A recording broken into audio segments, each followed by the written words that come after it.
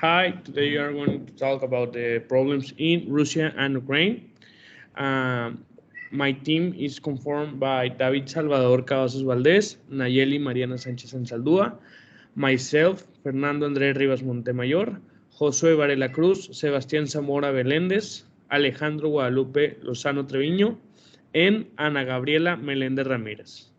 Okay, I'm going to make a little conclusion, a little, a little introduction of this, wait,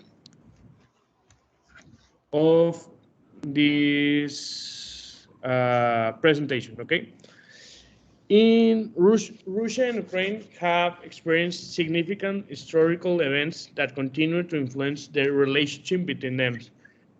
Ukraine initially declared independence in 1980, but was incorporated into the Soviet Union in 1922. Both countries has endured the harsh policies of Soviet leader Joseph Stalin in those times, including the devastating Holodomor famine in Ukraine. In World War II, brought further the destruction and loss of both nations, and that was the collapse of the Soviet Union. In 1991, this led to Ukraine, the independence and the formations of the Russian Federation. However, those issues about territorial disputes and cultural divisions have strained their relationship between the times, highlighted by Russian annexation of Crimea in 2014 and the ongoing conflict in the eastern Ukraine. So, this event shaped the complex dynamic between Ukraine and Russia today.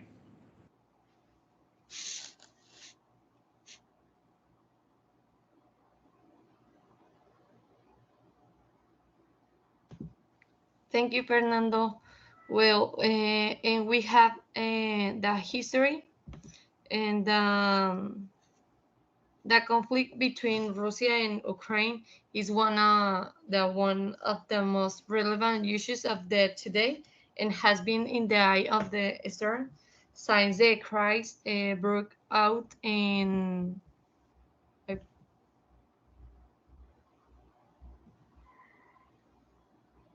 permítame tantito.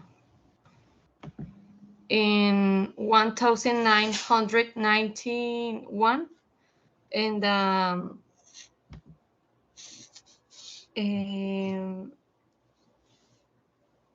the problem between Russia and Ukraine has a root in the history of the 20th century. We both nations were part of the Soviet Union after the dissolution of the Soviet Union in the 1991, and Ukraine became an independent country, but it's a relationship with Russia and has always been complex. And in the age, ay, perdón, espérenme.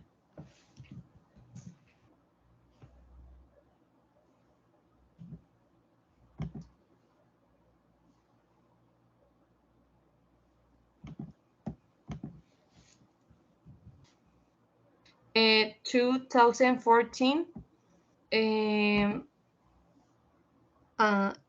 a series of protests erupted in Ukraine after it's the President Viktor Yanukovych refused to sign in a social agreement with the European Union and instead of the strengthened tie with Russia.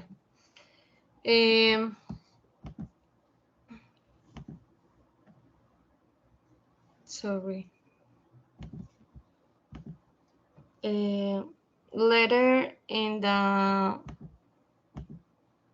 2014, the situation escalated when Yanukovych failed the country and was replaced by interim government in the Russia which viewed Ukraine's rapprochement with the West with concern decided to annex the Crimean Peninsula, which until they had been a part of Ukraine. This and later and finally in 2014 the conflict spread to the eastern Ukraine, where a group of pro-Russian separatists declared independence from the Donetsk and Lugansk regions. Uh, and later, the Ukraine government considered this violation of territorial integrity and launched a military operation against the separatists.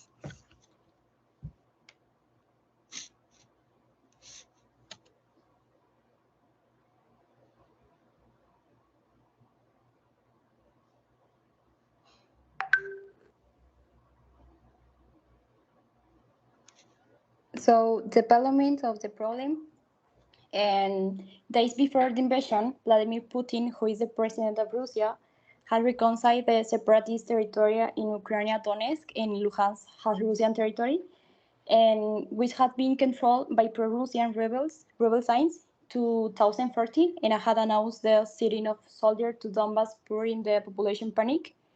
And then in February, Russia attacked Ukraine from Belarus in the north and from Russian territory in the northeast and east, and from Crimea annexed in 2014 in the south. And but their offensive in the north against Kiev and against Kiev, the Ukrainian capital, and in the northeast against Kharkiv, and fight to meet their objectives in the face of stiff Ukrainian resistance and assisted by weapons sent from the west, and Russian forces began to withdraw in March. And at sea, the missile cruiser Moscow, flashing off the Russian Black Sea Fleet, and was sunk in April by a Ukrainian missile. And the since then, Moscow has been resisting in sanctions since they affecting a lot. And speaking of Ukraine, it launched two counter offensives in the northeast and in the south, and then of August and beginning of September. So, which achieved important success, including the recapturing the Kherson, and finally, mass graves were found in Bucha and the northern Ukraine, as the Russian withdrawal and report of killings of civilians and has been on the rise as a shilling. And that's all. Well, the next subtopic is military factors. And Ukraine is located on the south of Russia, so they share a land border. Consequently, Ukraine turned to a military strategic position to NATO and reason to provide support to them in this conflict. And with this keep independent from Russia and during the aggressions. NATO's support helps to get arms, supply, and weapon equipment that only made the violence and crisis increase. Also, because the confrontations are more devastating, principally for Ukrainian citizens who have left his homes to get safety. And that's it.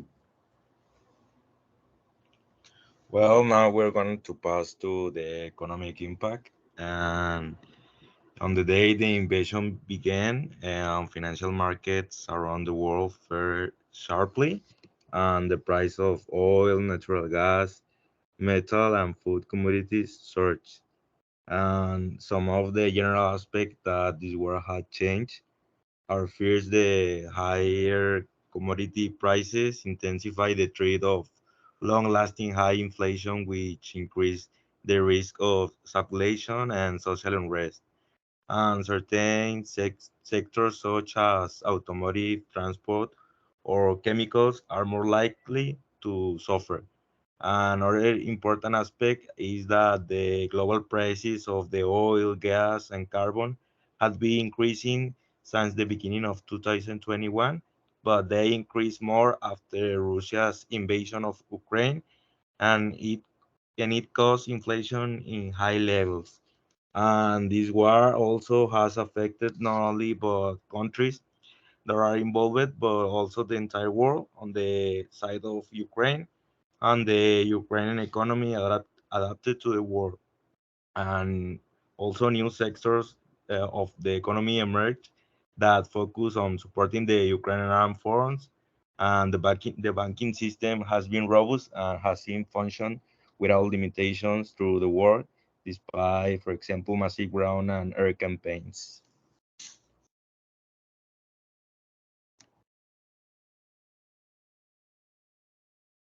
My name is Alejandro Lozano, and I'm going to talk about the actors involved in this conflict.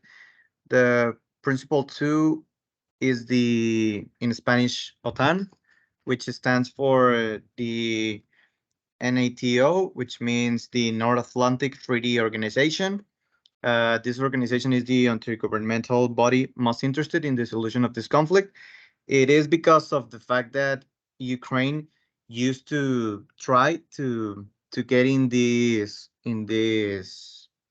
threat.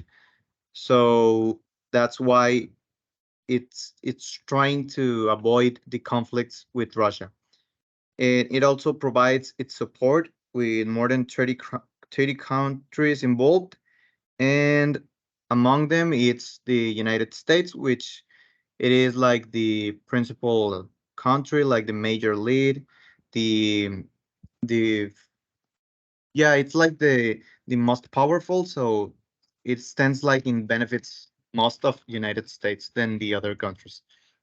Then we have Russia himself that does not have like the same luck. It is not as supported as the other part because of the only place that has taken actions with him, it's Belarus. This country supports Russia in the war, and it is known that it has cooperated in Russia's military operations. So we kind of see how Russia, it's not like the biggest country with the political friends, you can say. It is not like the most friendly among the other countries in the Europe. And well, the rest of the actors, well, they remain like very spectators. They don't get too involved on it because they just don't want to get any divide in their eh, interests. So they don't get involved in neither Russia or United States. And it has been decided with the dispute. Since nothing has been decided with the dispute, so yeah, they maintain their position. So I think that the way that it's doing Russia things, it is not letting them to get any more support. As for the other side, the OTAN, it is getting like more support because of the many countries on that treatment. Thank you.